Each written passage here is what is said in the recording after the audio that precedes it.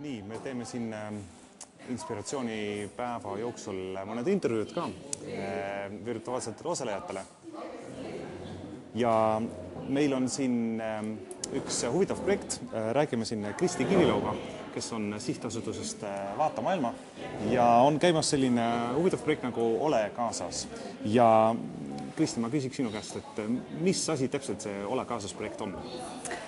Ole kaasas projekt edendab interneti kasutust. Ehk Ole kaasas loodi 2009. aastal ja algatajad olid EMT ja Microlink. Ja eesmärgiks oli vähendada Eestis infokihistumist. Eesti on küll interneti kasutamiselt Euroopa Liidus 13. kohal, kuid paraku on ikkagi 260 000 täiskasvanud Eestis, kes ei kasuta interneti igapäevaselt. Nad on selle võrra kehvemas seisus tööjõuturul, nad ei saa kasutada riigi ja kogukonna teenuseid, sellepärast et riik ja kogukond ikkagi läheb internetti. Ja sellest tulenevalt tekkiski eesmärk siis või mõte luua Ole kaasas projekt, mis aitab vähendada infokihistumist. Ja miks inimesed ei kasuta internetti, on palju barjääre, on majanduslikud barjäärid, on emotsionaalsed barjäärid, motivatsioonibarjäärid ja oskuste barjäärid. Ja selleks, et inimesed hakkaksid kasutama, me proovimegi kõiki neid barjääre vähendada. Ja kui me räägime nagu oskustest, et millistest inimestest me räägime, et kes need sihtgrupid on selles projektis? Sellel õppeaastal on meil kaks sihtrühma. Meil on interneti mittekasutajad, ehk nemad on reeglina vanuses 50+, elavad Tallinnas, Harjumaal, Ida-Virumaal ja nendele me pakume projektis arvuti- ja internetikursuseid nii algajale, algtasemele kui edasijõudnud tasemele. Kuid sellel õppeaastal me oleme kaasanud oma projektiga Targa Töö Ühingu, kellega koos me teeme targa töö koolitusi. Ja see sihtrühm on nüüd rohkem edasi jõudnud, me pakume neile oskusliku kontoritarkvara kasutamise koolitusi, kuidas kasutada kommunikatsioonivahendeid ja koostöövahendeid ja räägime, mis asi on tark kontor. Ehk selles projektis siis meil on 2 täiesti erinevat sihtrühma. Algajad ja siis väga mitmekülgsed kasutajad tegelikult.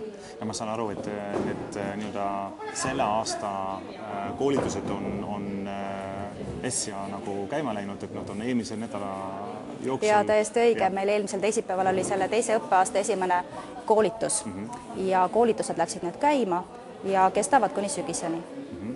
Et mida peavad inimesed tegema selleks, et osaleda nende koolitustele, et kas nad saavad ennast näiteks internetis nagu kirja panna või kellega peavad nad ühendust võtma? Ja internetis saab ennast kirja panna aadressil www.olekaasas.ee, aga meie algajad, kes ei oska veel interneti kasutada, saavad helistada telefonil 6180 ja registreerida ennast koolitustele. Võib-olla veel kord telefoninumber on 6180. Koolitused toimuvad üle Eesti, on tasuta. Ja kui te teate kedagi, kes tahab koolitustel osaleda, siis palun rääkige talle sellest, et meil on koolitused jälle käimas. Ja kas on mingisuguseid kriteeriume ka, et millele inimesed peavad vastama selleks, et saada osaleda või on see absoluutselt kõikidele inimestel mõeldud? Ei ole mingit kriteeriume. Ja kui teil kodukohas on olemas inimesed, kes tahaksid koolituda, aga ei ole näiteks arvutiklassi, siis me pakume sellel aastal oma projektis ka mobiilset arvutiklassi, külaseltsid, raamatukogud, huvigrupid. Kui teil on tõesti soov koolituda, siis võtke meiega ühendust ja me leiame lahenduse sellele. See kõlab suurpäraselt. Ma küsiks veel viimase küsimusena, et millist tagasisidet olete siiamaani saanud, sest on nagu teine õppeaasta, eks ole, ja näiteks eelmisest aastast on teil mingid statistikat selle kohta? Inimesed on rahul? Ja esimesel õppeaastal me koolitasime kokku ligi 54 000 inimest ja nende tagasiside põhjal 98% väga kiitsid meie koolitusi ja koolitajaid. Nii et väga positiivne, meil on väga hea meel oma koolitajate üle.